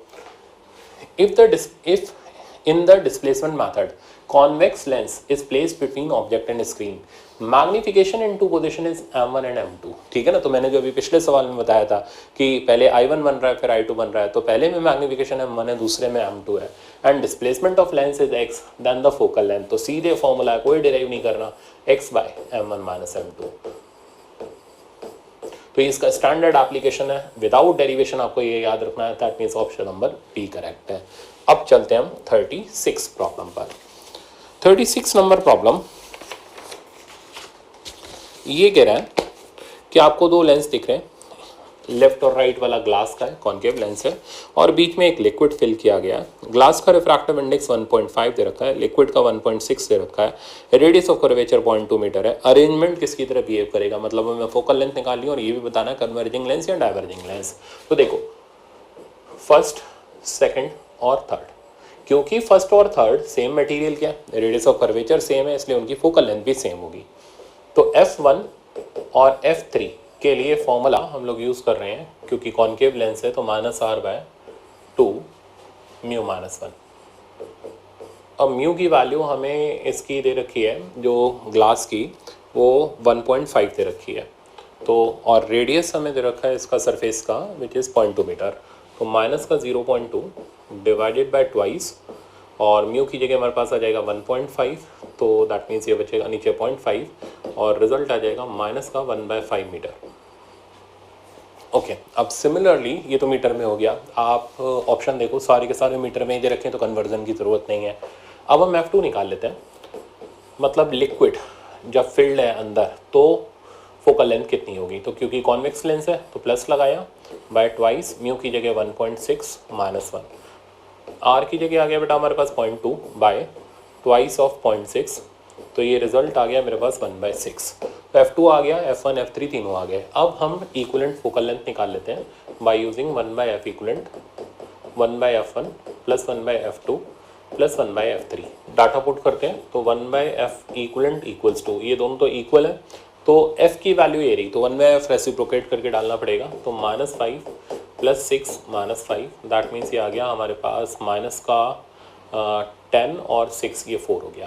तो F इक्विवेलेंट हो गया -1/4, दैट मीन्स माइनस का 0.25। अब क्योंकि माइनस आ रहा है तो इसका मतलब ये डाइवर्जिंग लेंस की तरह बिहेव करेगा, फोकल लेंथ 0.25। अब आप ऑप्शन देख लो, ऑप्शन नंबर बी करेक्ट हो गया। नेक्स्ट प्रॉब्लम देखते हैं। नेक्स्ट प्रॉब्लम है इसका 37, ये भी अच्छा प्रॉब्लम है। इसमें लेंस को 4 पीसेस में कट किया। अच्छा, हॉरिजॉन्टली कट करने पर फोकल लेंथ पर कोई फर्क नहीं पड़ता, बट वर्टिकली कट करें तो पावर हाफ हो जाती है और फोकल लेंथ डबल। तो इस हाफ और इस हाफ की फोकल लेंथ ओरिजिनल लेंस की फोकल लेंथ की डबल होगी, तो ये सब 2f हो जाएंगे। अच्छा, अब हॉरिजॉन्टली कट किया, हॉरिजॉन्टली कट करने से फोकल लेंथ पे कोई फर्क नहीं पड़ेगा, मतलब 4 2f के लेंसेज बनेंगे, बट हॉरिजॉन्टली कट करने से अपर्चर एरिया आधा हो जाएगा तो इंटेंसिटी भी आधी जाएगी, तो इंटेंसिटी हाफ हो जाएगी, फोकल लेंथ में कोई फर्क नहीं पड़ेगा। अब इन सबको इस तरीके से अरेंज कर दिया। Now we have to find out कि टोटल इंटेंसिटी और टोटल फोकल लेंथ कितनी है। तो ये रहे चारों लेंसेज, इन हर एक लेंस की फोकल लेंथ 2f है, तो F इक्विवेलेंट जो हो जाएगा वो तो आप इजीली देख लोगे, वो हो गया 2f/4, that means f/2। Intensity, क्योंकि सबका अपर्चर एरिया a/2 है तो इंटेंसिटी I/2 ही जाएगी, यानी हाफ इंटेंसिटी जाएगी। तो इंटेंसिटी की वैल्यू हो गई हमारे पास I/2। तो ऑप्शन आप देखोगे तो f/2 I/2, that means B correct हो जाएगा। अब आते हैं हम 38 पर।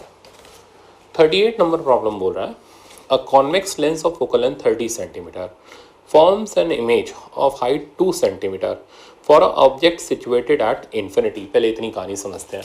तो ये हमारे पास एक कॉन्वेक्स लेंस है, इसकी फोकल लेंथ 30 सेंटीमीटर। अच्छा, ये इसका फोकस हो गया।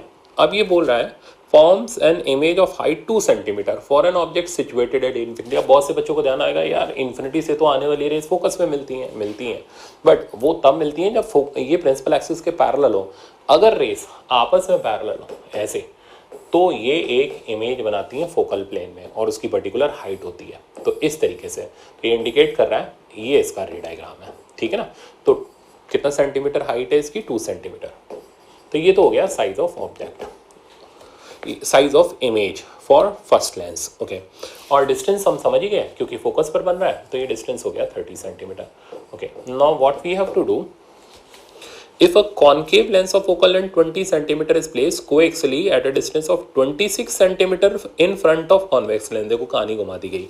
तो ये बन रहा है 30 सेंटीमीटर पर। अब आप एक कॉन्केव लेंस रख रहे हो 26 पर, तो ये तो यहाँ आएगा इस तरीके से। तो ये मैं इतना डाटा हटा दे रहा हूँ, नहीं तो फिर कंफ्यूजन होगा।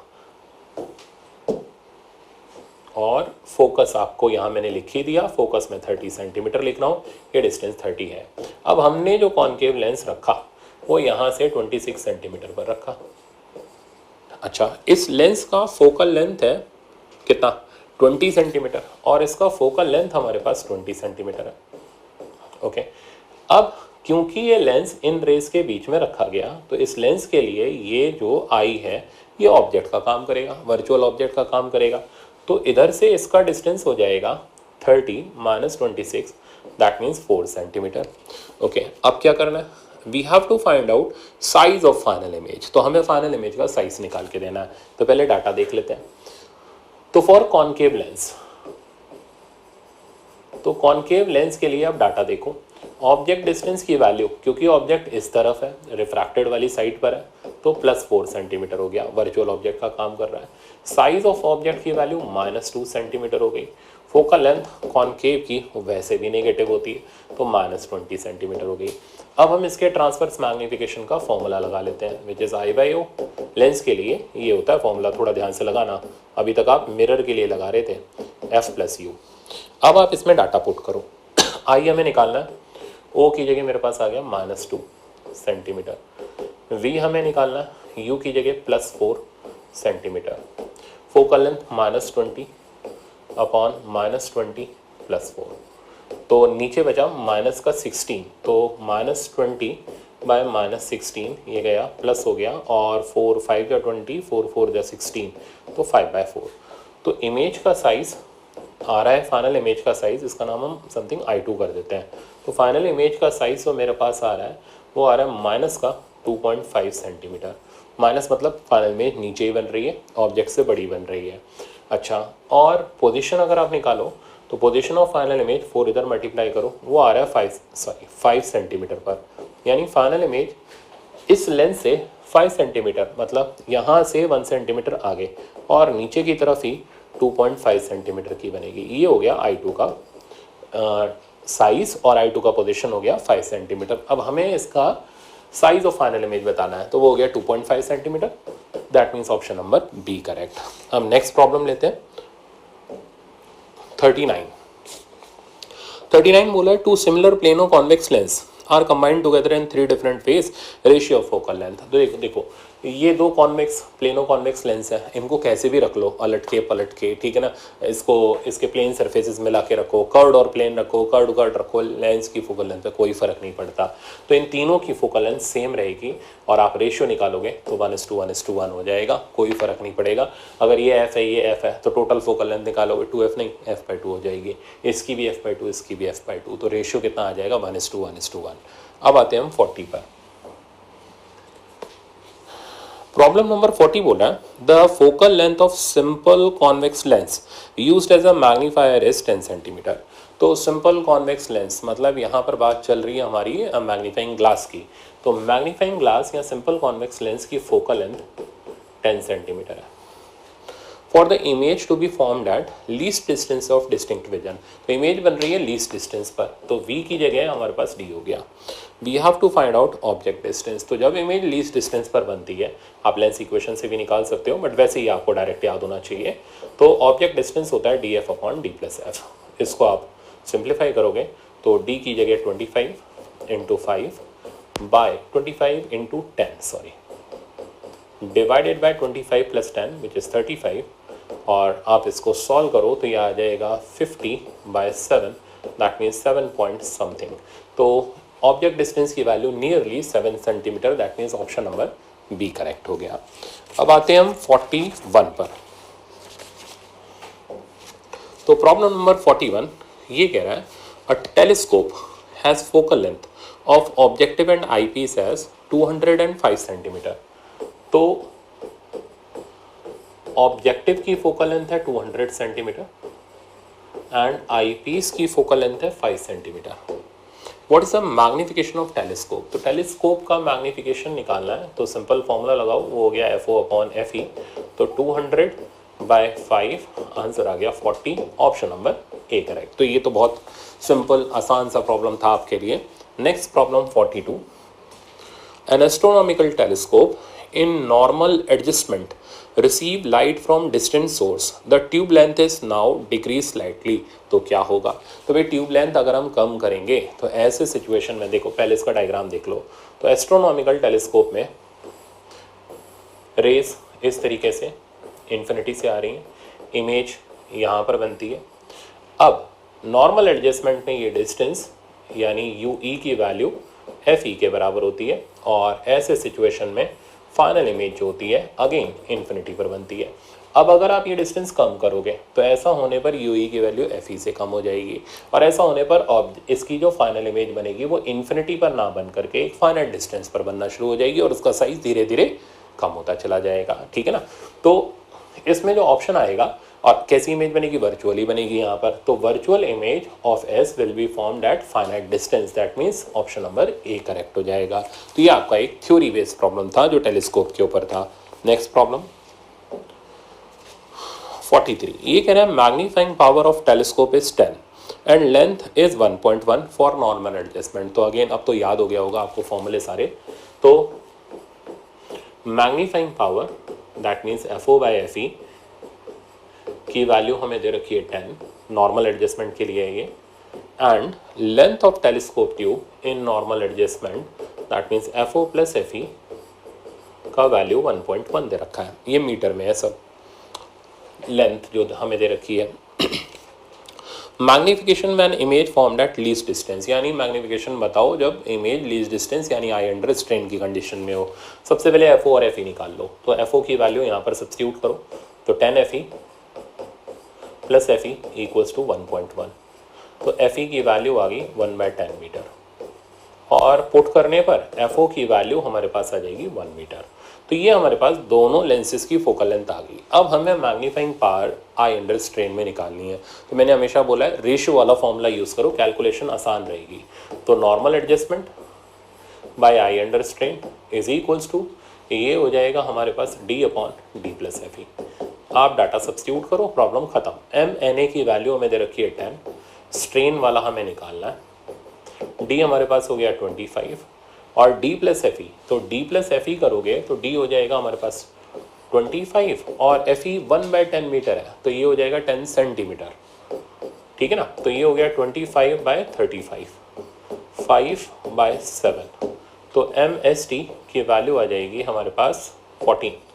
तो 14 हो जाएगा मैग्निफिकेशन जब आई स्ट्रेन में होगी, यानी फाइनल इमेज लीस्ट डिस्टेंस पर बनेगी। Option number A correct.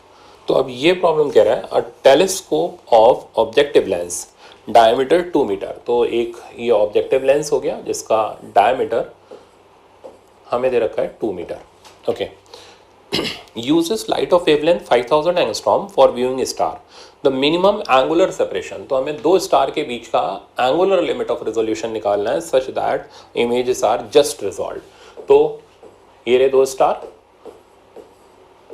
और हमें ये एंगल की वैल्यू निकाल के देनी है सच दैट इसकी जो दोनों इमेजेस बने I2 और I1 ये जस्ट रिजॉल्व रहे। तो थीटा का फॉर्मूला आप यूज़ करो 1.22 लैम्डा बाय ए और डाटा सब्स्टिट्यूट कर दो। तो 1.22 लैम्डा 5000 एंगस्ट्रॉम 10⁻⁻10 और अपर्चर डायमीटर 2 मीटर। अब आप इसको सिंप्लीफाई करोगे तो थीटा की वैल्यू यही आ जाएगी 0.31 into 10⁻⁶ radian. That means option number C correct हो जाएगा। लास्ट प्रॉब्लम कह रहा है if the tube length of telescope is 105 and magnifying power is 20 for normal adjustment. तो length of telescope tube FO plus FE 105 centimetre normal adjustment में, और हमें बोल रहा है मैग्नीफाइंग पावर इज 20। तो M यानी FO बाय FE इज 20। हमें क्या फाइंड आउट करना है? फोकल लेंथ ऑफ ऑब्जेक्ट है, बहुत आसान है। तो यहाँ से आप FO की वैल्यू ले लो, FO हो गया 20 FE, पुट कर दो। इसको आप यहाँ पर पुट कर दो फर्स्ट इक्वेशन में, तो 21 FE इक्वल्स टू 105। यहाँ से FE आ गया हमारे पास 5। अब FE की वैल्यू सब्स्टिट्यूट करोगे तो FO की वैल्यू हमारे पास आ जाएगी 100 सेंटीमीटर। देखते हैं क्या ऑप्शन आ रहा है, 100 centimetre. That means option number ए इसका करेक्ट आंसर हो गया। तो मेरे ख्याल से अब आपकी ऑप्टिक्स के एडवांस टेस्ट में बहुत सारे इंपॉर्टेंट प्रॉब्लम मैंने आपको बता दिए, बहुत सारे कंसेप्ट आपको समझ आ गए होंगे। जिनको अलग से बोला है उनको कॉपी में अलग से नोट डाउन जरूर कर लेना, ठीक है ना, और एक बार वापस से रिवाइज कर लेना। Thank you so much.